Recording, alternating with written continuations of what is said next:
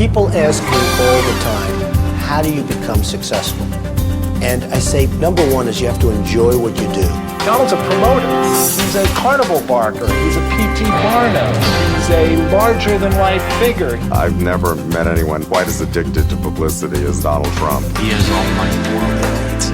He's in this because he loves the thrill of the victory and the chase. If you set Donald Trump down in the middle of the Mojave Desert, he would open a soft drink stand. He will never go down.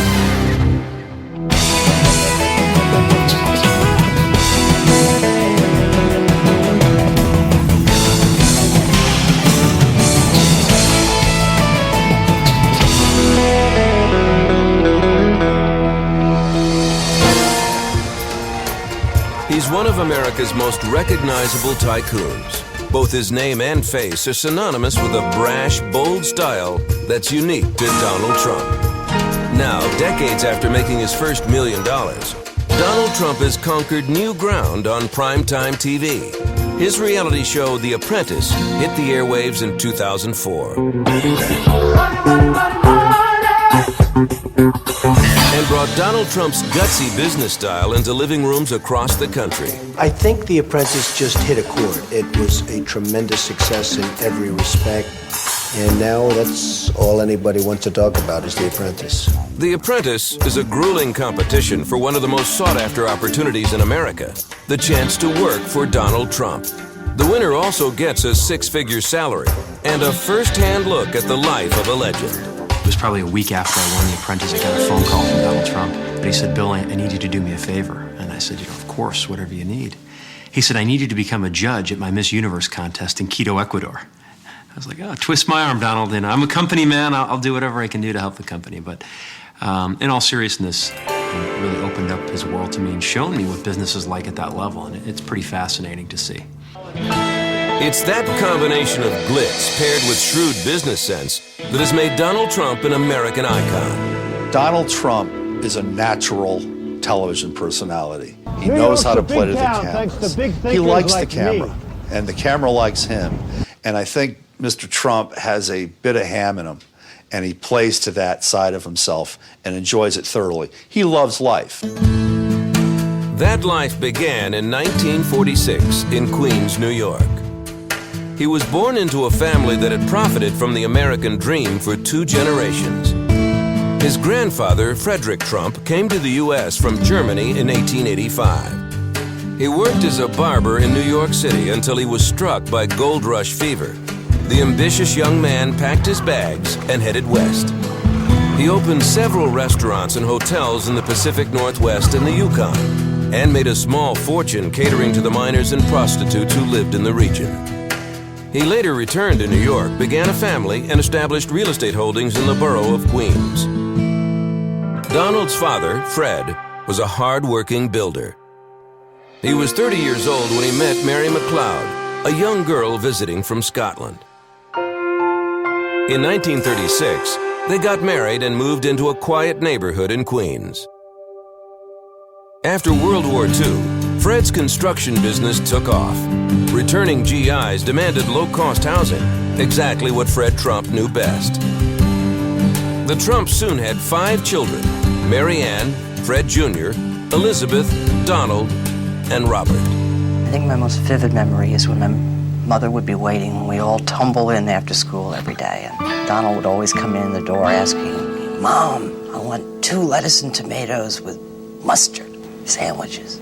When he was a little kid, when he had that brat-like quality, we used to call him the Great I Am. The Great I Am was enrolled in the Kew Forest School in Queens. But even before his kindergarten days, Donald was learning important lessons from his father. Weekend family outings consisted of visits to construction sites and real estate properties. One of the things I learned from being with my father is how to build. My father was a very, very stern, strong guy, but a very good one. I mean, he was a fantastic guy, but he was one of the toughest men I've ever met mentally. This man, from a mental standpoint, I mean, he could do whatever he wanted. Donald enjoyed going off to the construction site, riding the bulldozer with the bulldozer drivers, and learning about building from the bottom up, because that was very important to him and to my father. Donald's aptitude for construction didn't carry over into the classroom. The grade schooler was frequently in trouble. Once he even punched his music teacher in the eye because he thought the teacher was inept. Maybe being somewhat rebellious is good because you're willing to break out of the pack. But there was a real rebellious streak, and I think to a certain extent I still have that.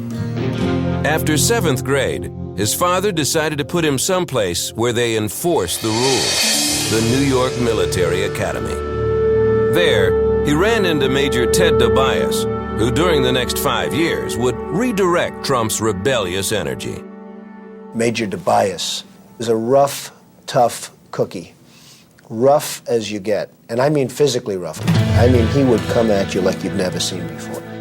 He straightened me out. I was a little wise guy, a little brat, and you just couldn't mess around with this guy.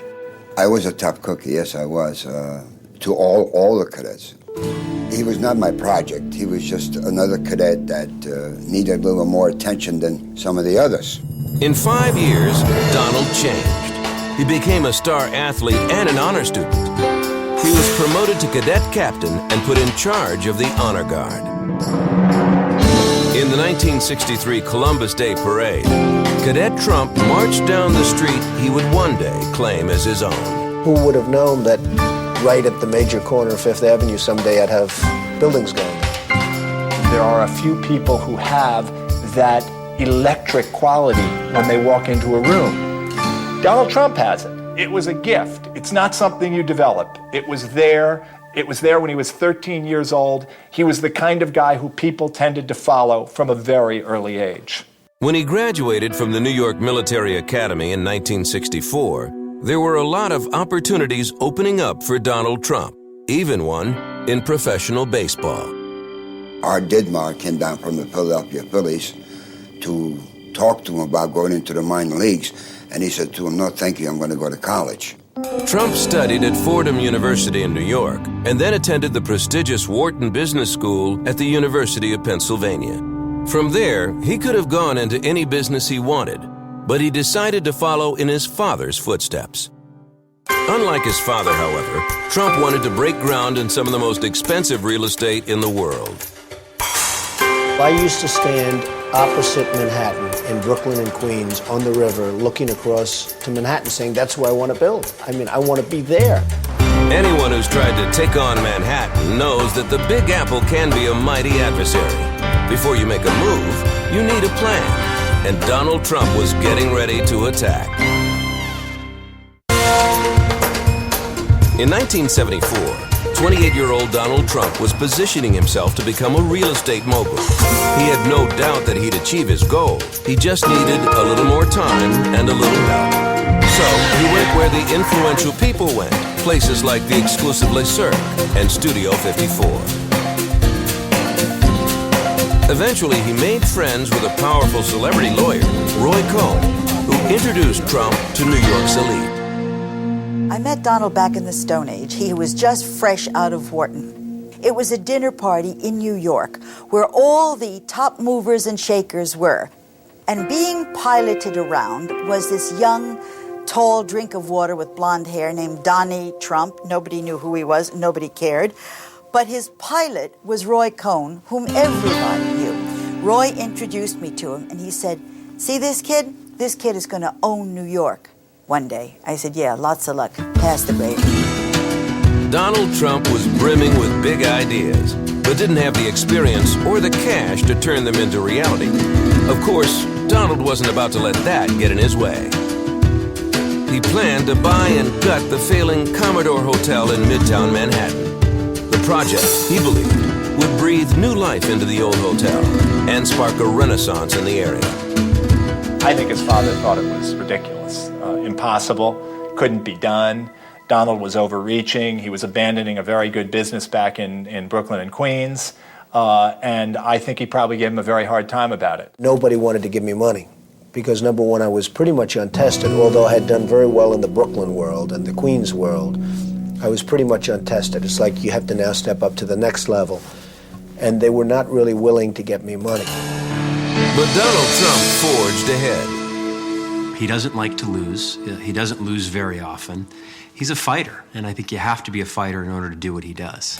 He's a person unplagued by self-doubt. You know, a lot of people in this world feel better when they are in the presence of someone who is certain.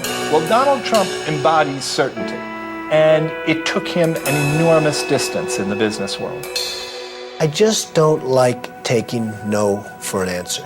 The people that really make it are people that just don't give up. They just keep going. May 4th, 1975 is a milestone in Donald Trump's career. He announced his first major deal.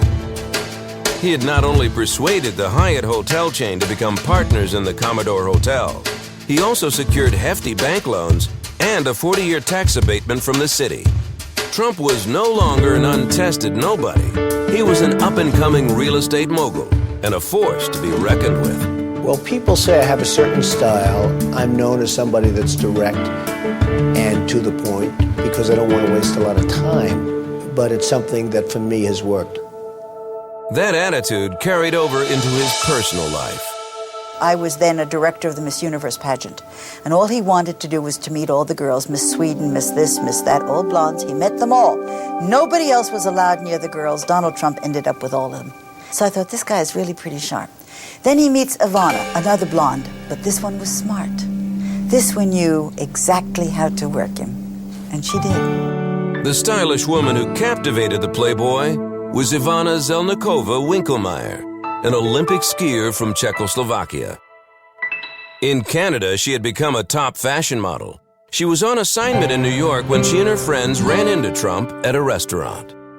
He said, I can see that you girls having a hard time to get a table in the restaurant. I can help you. So I look back at the girls, my friends, and I said, I have a good news and I have a bad news. Now, good news that we're going to get a table real fast. The bad news, this gentleman is definitely going to go and want to sit with us. They say, Ivana, take the table. Trump quickly followed her to a fashion show in Montreal.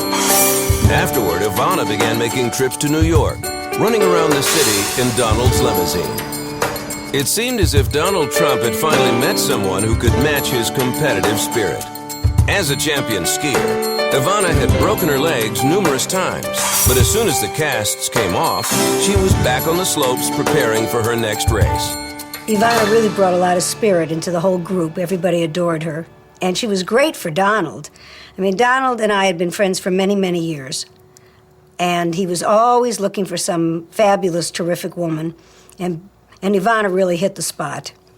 When I met Ivana, I knew she was very special. I had no idea that I was going to be getting married. I wasn't looking to get married. I was having a lot of fun. But as I got to know her, I realized she was more and more special. And at some point, I realized that we'd be getting married. On New Year's Eve, he just went on one knee and asked me to marry him. Old-fashioned way. He was a gentleman. After haggling over a prenuptial agreement drafted by Roy Cohn, Donald and Ivana got married in Marble Collegiate Church, then moved into a modern apartment overlooking Central Park. I kind of grew up in the early days of the marriage with Ivana and Donald, before they became this huge powerhouse, when she was just a blonde and he was just a guy, and they got together. They became extremely powerful. It was symbiotic. Soon Donald put Ivana in charge of the interior design of the Hyatt Hotel. At some point, I realized that Ivana's energy was going to overtake her homemaking. She had a lot of energy. And I thought that maybe what I do is get her involved a little bit with the business. And by that time, my business was becoming very big. My duty was more interior designs and managing the properties and cleaning up after him, because he already was on another deal. So this is how it worked. According to Trump, Ivana's salary was $1 a year, plus all the dresses she could buy. In September of 1980, the first major deal of his life finally opened its doors for business. The Grand Hyatt was just the beginning. Donald Trump was already involved in his next even bigger deal. He bought the property next to Tiffany's on New York's Fifth Avenue.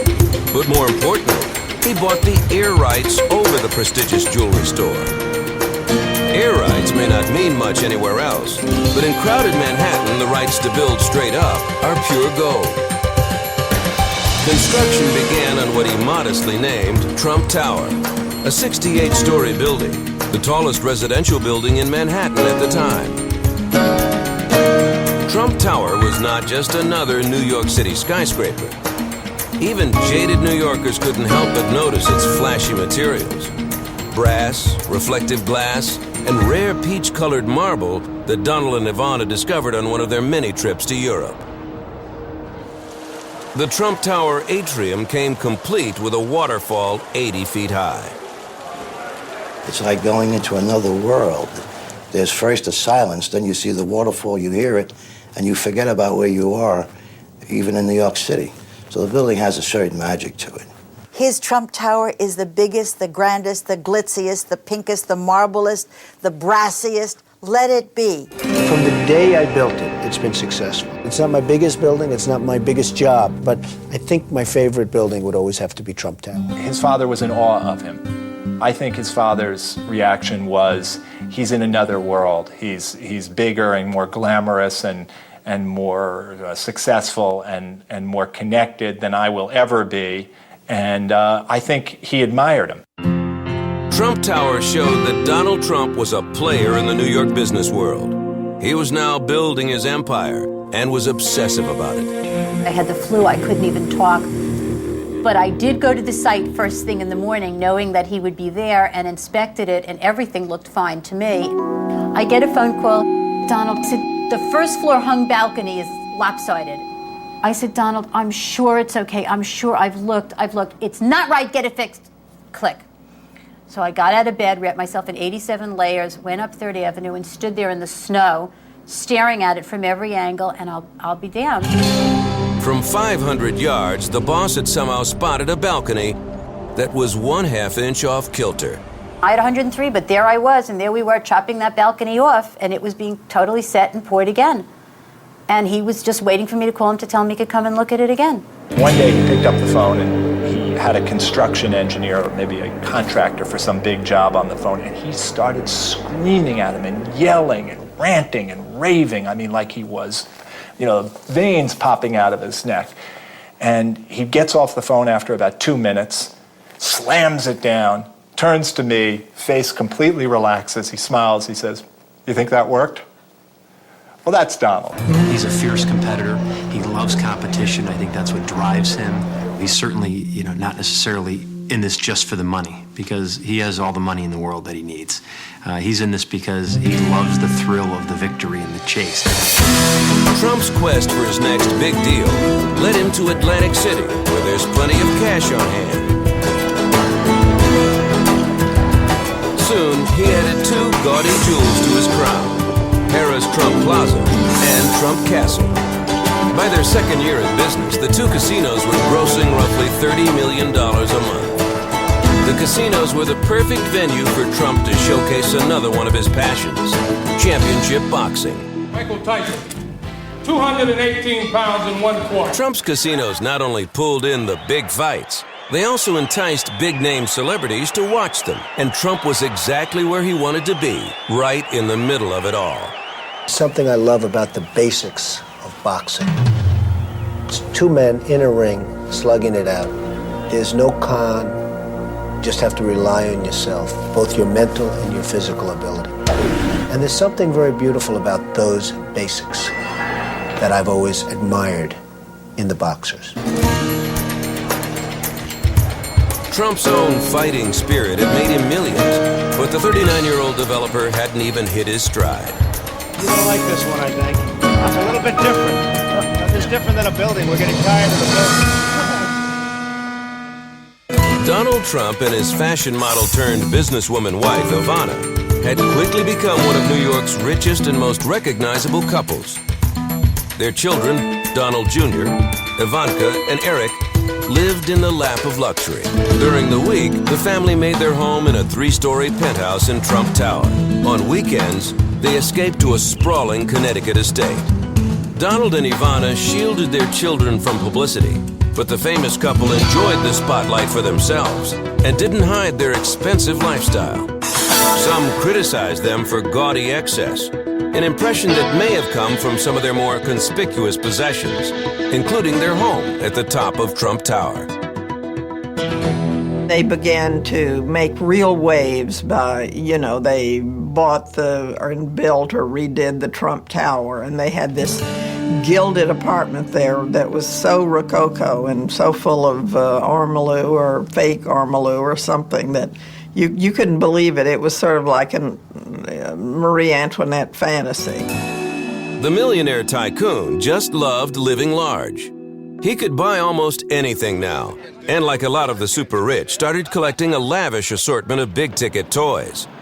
He called them his trophies. You're going to like this one, I think. It's a little bit different. This is different than a building. We're getting tired of the building. First, there was the yacht. Not just any yacht, but one of the biggest yachts in the world.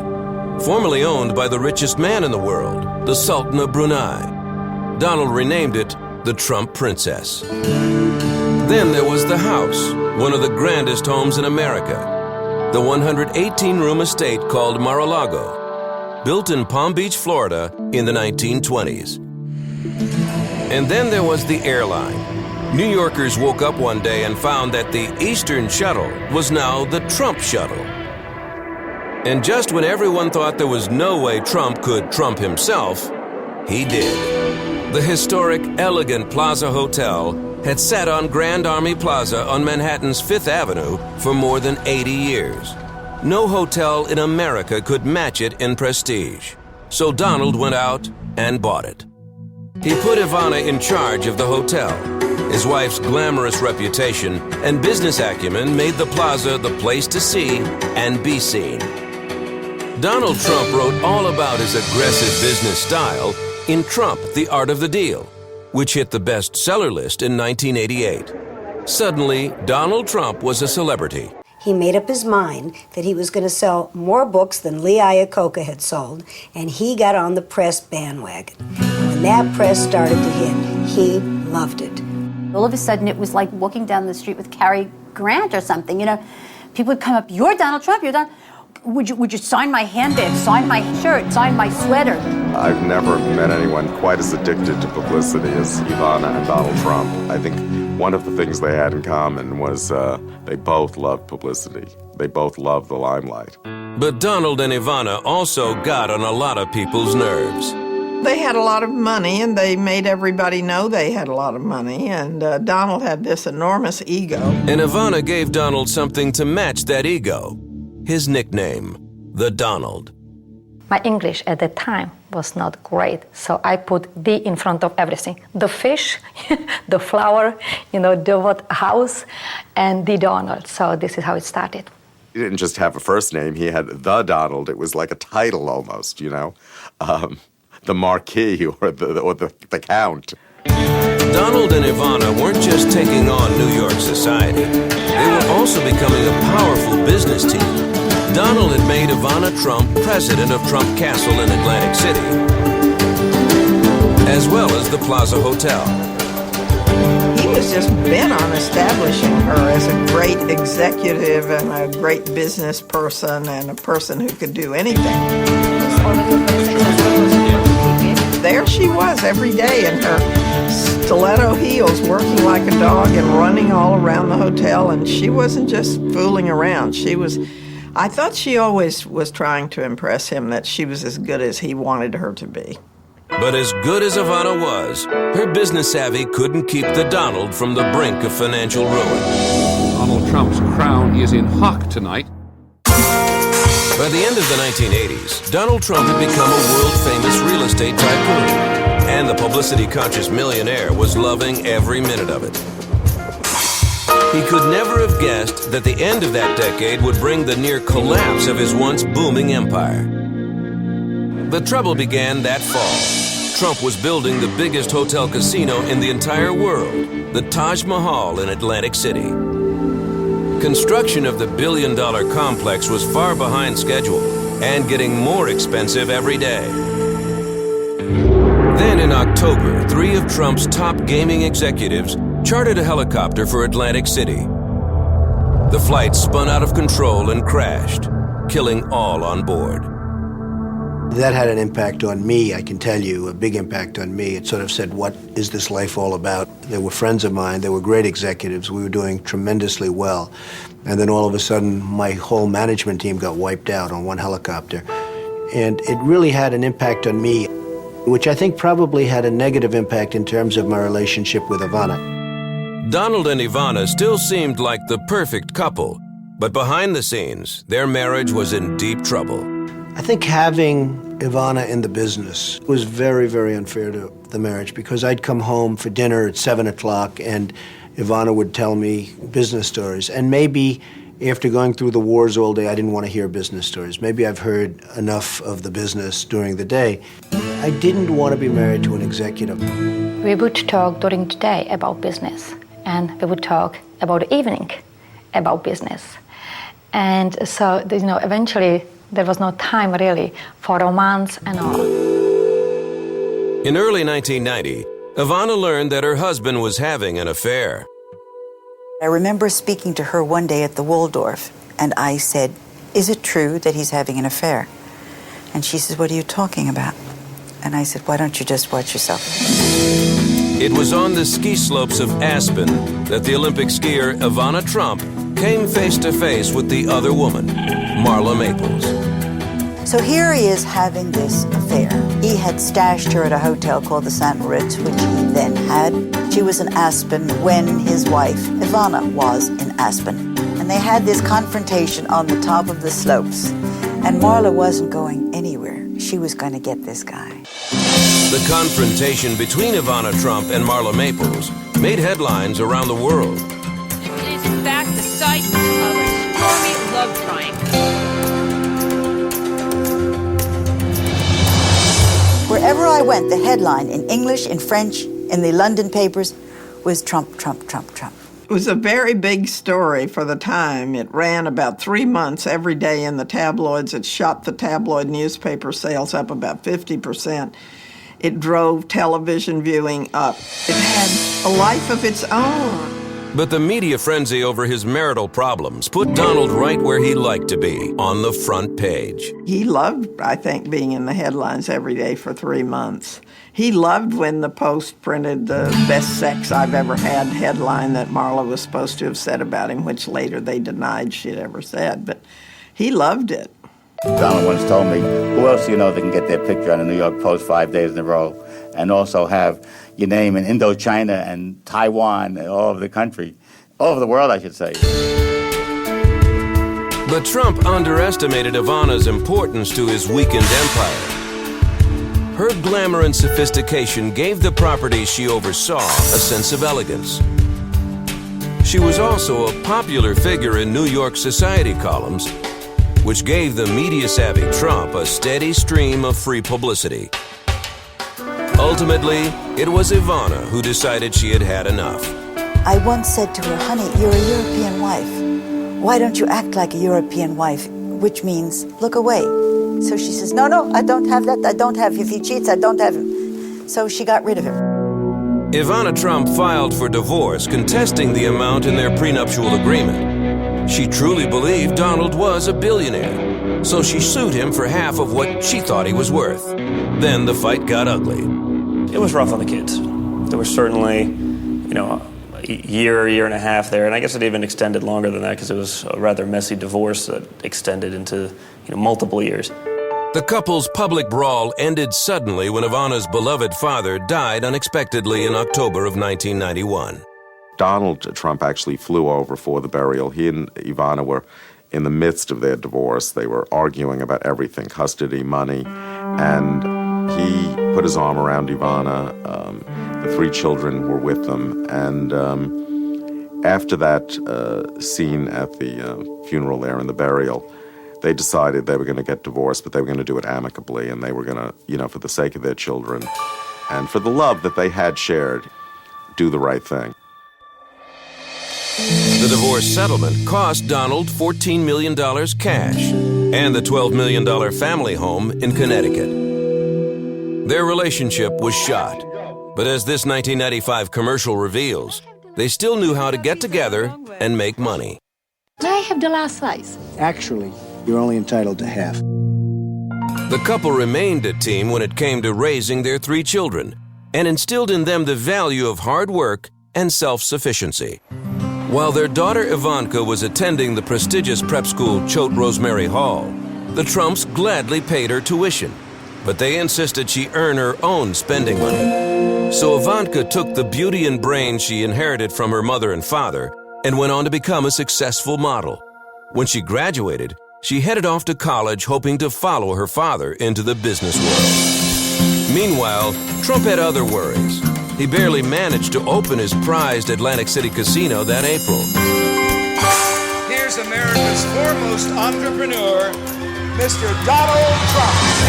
It was another glitzy launch for the Trump empire, but the Donald's luck didn't last. The economy was in a recession, and the real estate market was plummeting. The name Taj Mahal means crown of the palace.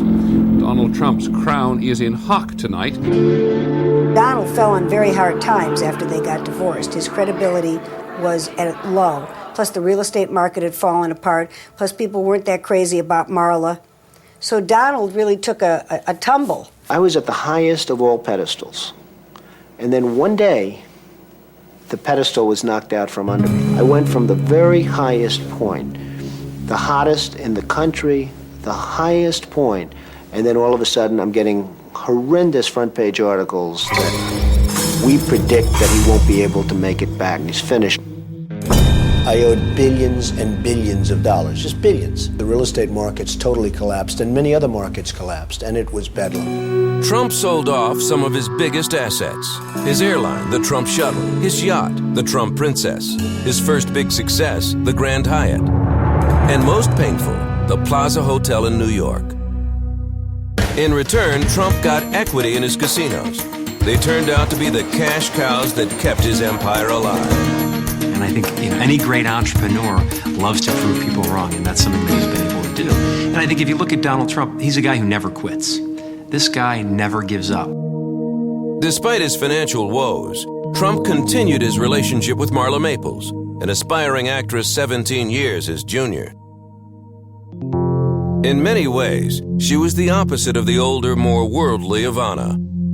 I brought in more of a at-home, softer quality, more spiritual side of life, and he probably liked that I wasn't so caught up in the social side of life. I think he was really tired of that. I don't believe down deep in his gizzard he wanted to marry Marla. He might have wanted to have Marla. He might have wanted to own Marla. He might have wanted to play, but get married for what purpose? To give up millions? Maybe Trump wasn't ready for marriage, but in the spring of 1993, he got ready for fatherhood. Marla became pregnant, and on October 12th, their daughter Tiffany was born. After a lot of speculation over whether the two would tie the knot, Marla signed a prenuptial agreement for a mere $2 million, and the Georgia Peach got her man. He really has the desire to have me be more of the traditional wife. He definitely wants his dinner promptly served at 7, and if he's home at 6:30, it should be ready by 6:30. So that's a little tough, and he really wants me to be the one doing the cooking, and it's hard. The new Mrs. Trump settled into her home in Trump Tower, but the marriage was off to a troubled start. Privately, his drive to fix his business setbacks caused tension between the newlyweds. In public, Marla had difficulty shaking the stigma of being the other woman, and rumors about Donald's womanizing plagued the couple. The stress on the marriage was too much. The couple parted ways in 1997. The split came just 1 month before their prenup expired. Luckily for Donald, his second divorce would cost a fraction of his first. A bachelor once again, Trump focused his energy on work. The 51-year-old real estate tycoon was preparing a comeback and was slowly pulling his company out of debt. I was able to fight it through. I never had to go bankrupt. I never had to do things that, unfortunately, friends of mine who were really talented people had to do. The banks were terrific as far as I was concerned. And they realized the importance of my talent and the importance of my name. If you set Donald Trump down in the middle of the Mojave Desert, he would open a soft drink stand. He will never go down. That year, Forbes magazine estimated his net worth at $450 million. But Trump balked at that number. Malcolm Forbes once told me that Donald Trump was the only one who would call up and say, Malcolm, you've got it wrong. I'm not worth $1 billion, I'm worth $3 billion. And Malcolm would say, but Donald, we've got to subtract the debt from the net worth. Donald didn't see it that way. Donald's a promoter. I think he even said in the book we wrote together that, a little exaggeration isn't a bad thing. He's a carnival barker. He's a P.T. Barnum. He's a larger-than-life figure. The truth is for university ethics professors. That's not Donald. Of course, Trump made the best of his bad fortune. He wrote another book, this one called Trump, The Art of the Comeback. And as part of that comeback, he even considered running for president. The polls have come out. They've been unbelievably strong. They say I'd win. I looked at the possibility of running in the Reform Party, which I didn't like too much, to put it mildly. It was a party in total chaos. And I decided I didn't want to do it.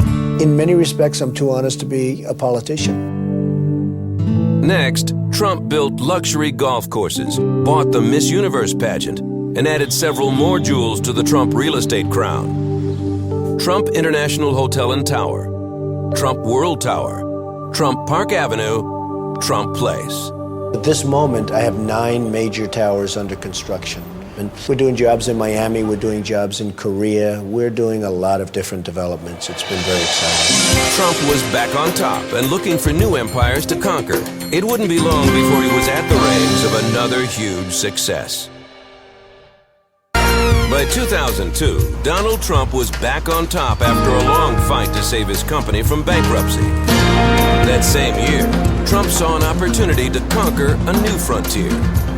Mark Burnett, the creator of the reality hit Survivor, approached the tycoon about a new show. Burnett wanted Trump to bring Survivor into the boardroom. He said, Donald, I have an idea. I'm only going to use you. There's nobody else. I think it's going to be terrific. It's called The Apprentice. Each week, a series of genuine business tasks are assigned to the 16 applicants. The person who fares worst comes to Donald Trump's boardroom, and one each week is fired. You're fired. The old Cobra strike was all Donald. I don't think that there's any way around that one.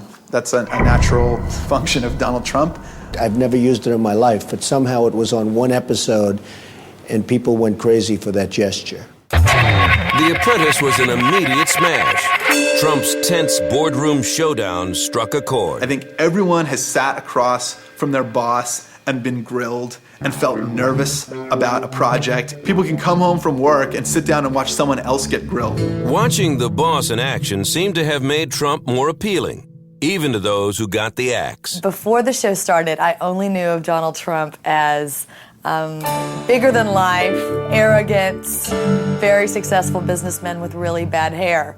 And after the show, I still look at him as arrogant, confident, successful businessman with really bad hair. But he is so extremely likable and just a fantastic role model. I just knew what I'd seen on television. His name's on all the buildings, kind of egocentric. And then, afterwards that really changed. I got to see him as a very human individual, someone who is by far one of the straightest shooters I know. We were flying from New York to Chicago, and we were running late for a meeting, and on our way to the meeting, he insisted that we stop, and it was at a children's hospital, and there was a young boy who was dying of cancer, and it was through Make-A-Wish Foundation, and he wanted to meet Donald Trump, and, there were no cameras there were no reporters there. He did it very, very quietly, and he really, made this kid's dream come true. People got to know me much better. People thought of me as a vicious, horrible human being. And now they like me much better. And it's a pretty sad commentary when you think that what I do in The Apprentice is fire people on a constant basis, and they think you're such a nice guy compared to what you were. So it only tells you how bad my reputation used to be. But not as bad as his hair. I get killed on my hair. I just get killed. And it is mine. I wonder, is it so bad? I think maybe one of the reasons I don't change it is that I don't want to give in to this mass hysteria. But as it gets thinner and as it gets worse, who knows what happens. Aside from his dubious hairstyle, Trump continued to have his share of ups and downs. In 2004, Trump Hotels and Casino Resorts filed for Chapter 11. Even so, in 2005, Forbes magazine estimated his net worth conservatively at $2.7 billion. Over the years, Donald Trump's children have grown to become celebrities in their own right, part of a new generation of American money. I think Donald instilled good values in his children. I mean, his son, Donald Trump Jr., is now working for him. You have a lot of closet space in this apartment. It's not like a make-believe job where he just shows up and gets paid. He's actually making decisions and showing people around buildings, and he's very hands-on. They're good kids. They're hardworking, and they earn their money, that's for sure. I don't think these kids have any sense of entitlement, which to me is very, very impressive. You see how he treats his daughter, Ivanka. She's daddy's little girl, and he loves to love her. He loves to see her succeed, and he tries to support her. He's a good family man. Ivanka Trump is someone to watch. Just out of Georgetown, she wants to go into real estate development. She is a beautiful, kind of unconventional beauty and smart. I think she's going to help bring the Trump family name into a new position. I mean, we see her father's name on every building in New York, and yet it's met with some controversy. It's met with some level of disdain, but I think Ivanka's doing a lot to sort of change that. But it's Donald's personal life that's gotten most of the press. In the years since he and Ivana split, Trump's love life has made as many headlines as his businesses. And for a time, Donald Trump was gaining a reputation as a ladies' man. That whole divorce and the 3 months of it turned him into a guy who believes he's God's gift to women. He came to believe his own publicity from it, and he's never departed from it. And since he divorced Marla, he's very much, my girls are taller, prettier, sexier than anybody else's.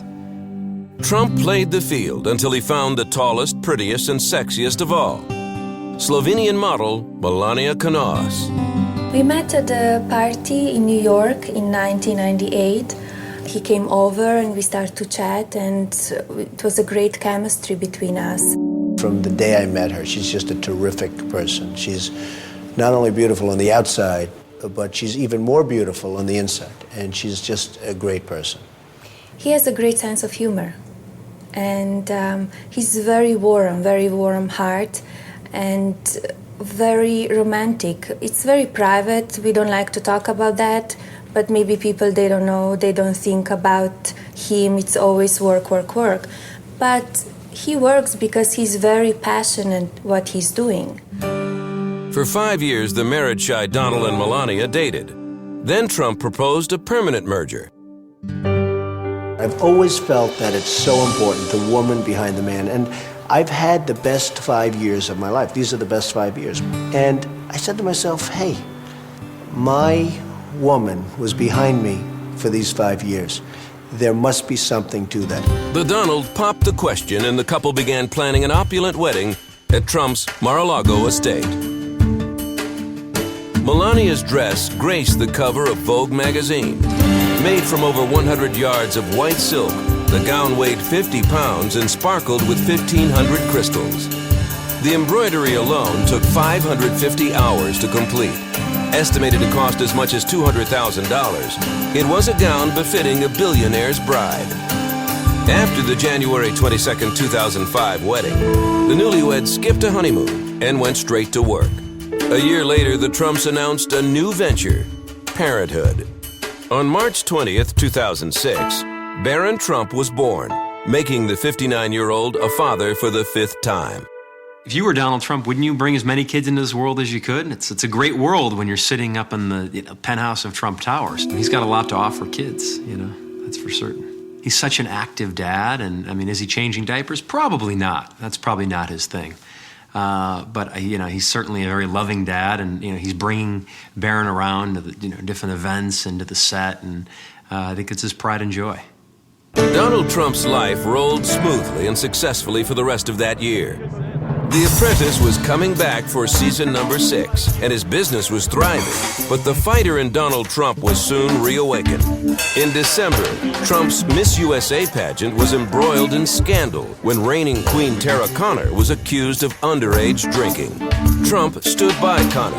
He announced that she would check into rehab and keep her crown. Rosie O'Donnell on the television show The View lashed out at Trump, calling him a snake oil salesman and questioning his morality. She knows Donald Trump, and for her not to expect Donald Trump to fight back is ridiculous. He hasn't gotten where he's at by letting people push him around. She should have known what she was getting herself into. Donald fired insults back at Rosie, calling her disgusting and a slob. He also threatened to sue her for making false statements about his finances. After several weeks, the feud quieted down to an angry silence, neither side admitting defeat. But skirmishes like these barely ruffle a hair on the billionaire's head. Donald Trump has survived 2 failed marriages and narrowly escaped financial ruin. Today, he is just as brash and brilliant as he was when he first dreamed of taking Manhattan by storm. People ask me all the time, how do you become successful? And I say, number one is you have to enjoy what you do. And if you don't enjoy it, you're never going to be successful unless you get really lucky. You have to enjoy what you do. Number 2 is you can't stop. You have to go through a wall. If there's a concrete wall ahead of you, you have to go through it, around it, over it, any way to get past that wall. You can't stop. One thing about Donald Trump is he thinks big, and he's able to do large things. And I think, a lot of people in life, they set their goals far too low. I think you have to be exposed to it and see that, hey, I could do that. Mr. Trump is the ultimate survivor. He's had his ups, he's had his downs, but he keeps climbing up to be on the top. And I don't think there's anybody else I can think of that epitomizes survivor more than him. He's not purporting to be Mother Teresa. He is not purporting to be anything beyond what he is. He is what he is. He's a high-class, Wharton-educated, brilliant con man. And I think he's the best at it. At least you know where he's coming from. I'd go into battle with Trump anytime. In some sense, underneath all that swagger, he's a kid in a candy store. And the candy store seems to have candy even after 40 years available to him. I think Donald Trump has a balanced life. He's a good father. He certainly has fun, and he's at the top of his game. I think overall, that's success.